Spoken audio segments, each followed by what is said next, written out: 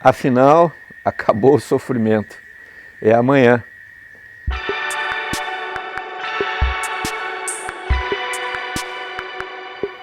Amanhã, os brasileiros vão decidir o destino do Brasil. Será?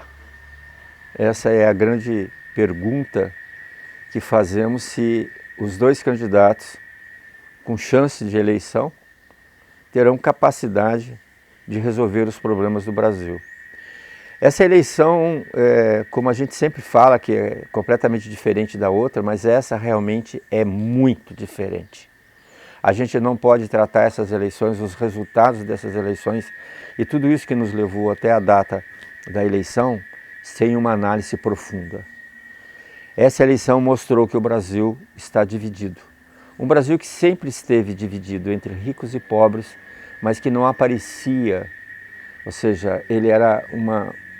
A gente achava que tínhamos pobres no Brasil, mas não tínhamos a medida exata.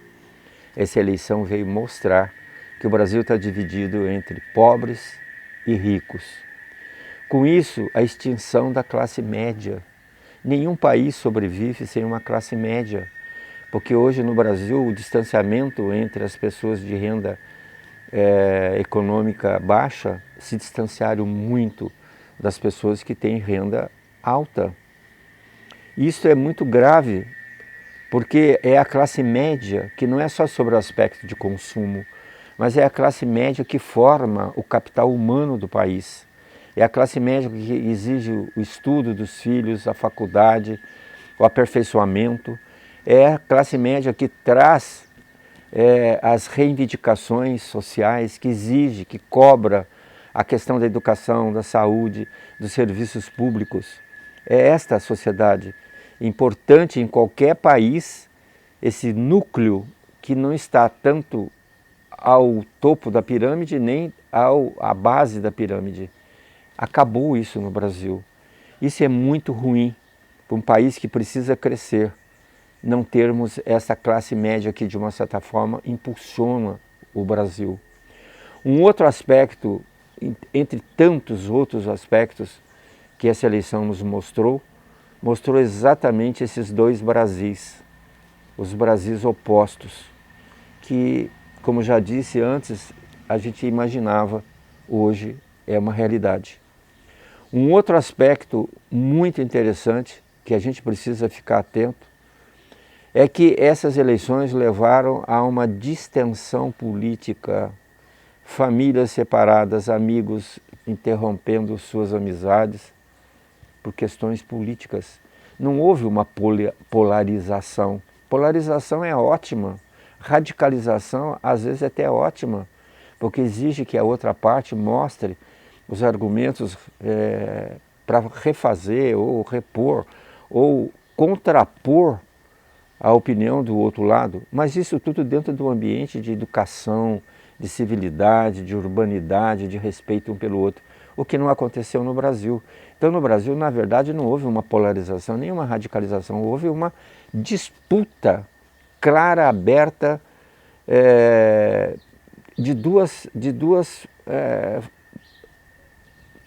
parcelas da sociedade, e que não fala em esperança, não fala em dias melhores, só fala de coisas ruins, péssimas, que trazem o país, as pessoas, para baixo.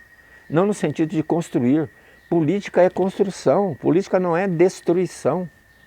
Ou seja, uma campanha de destruição de pessoas, de identidade, uma campanha sem ética, sem moral, em que os candidatos se xingam mutuamente com pessoas passando fome. O que mais me preocupa é que essas eleições não terminam no próximo domingo, porque existe um fato novo na nossa democracia, que não sei se posso chamar que nós estamos vivendo uma democracia. Talvez estejamos construindo uma democracia, mas o que mais me assusta é o partido digital.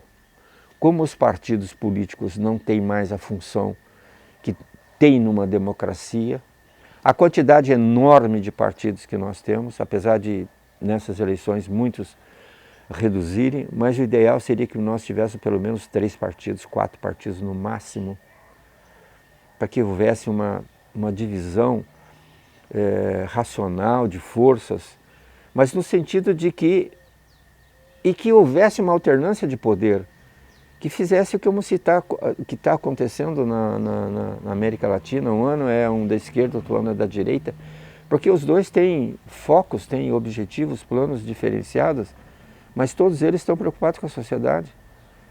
Então, nada melhor para a sociedade, para o desenvolvimento da sociedade, que tenha essas duas alternâncias de poder. O que me preocupa é o partido digital, porque Bolsonaro, se perder as eleições, não vai deixar Lula governar. E a mesma coisa, se Bolsonaro ganhar a eleição, Lula vai com certeza, talvez não com a mesma intensidade, porque o PT não conseguiu montar uma equipe digital, ou seja, ainda ter uma cabeça voltada no corpo a corpo, que não existe mais isso. Hoje é digital. Você cria uma notícia, uma mentira, e ela é repetida 600 vezes. E quando você emite uma notícia real, uma mentira, uma verdade, ela não progride. É uma coisa impressionante, ou seja, nós vivemos um momento em que o lado negativo, o lado ruim, responde muito mais rapidamente do que o lado conciliador, o lado da amizade, o lado do respeito. Enfim, vivemos uma democracia única, uma democracia que precisa ser estudada, colocada no divã, porque a gente não entende isso como democracia que nós estamos vendo aqui, o que nos deixa perplexo diante dessa falta de maturidade política que começa a florescer muito rapidamente, muito lentamente, aliás, e que poderia ter um movimento mais rápido. Mas a gente percebe claramente que não é assim que está ocorrendo. O partido digital tem outra coisa impressionante, terrível, que ele não tem cara, você não sabe quem faz as notícias, você não sabe quem divulga as notícias. É uma coisa obscura.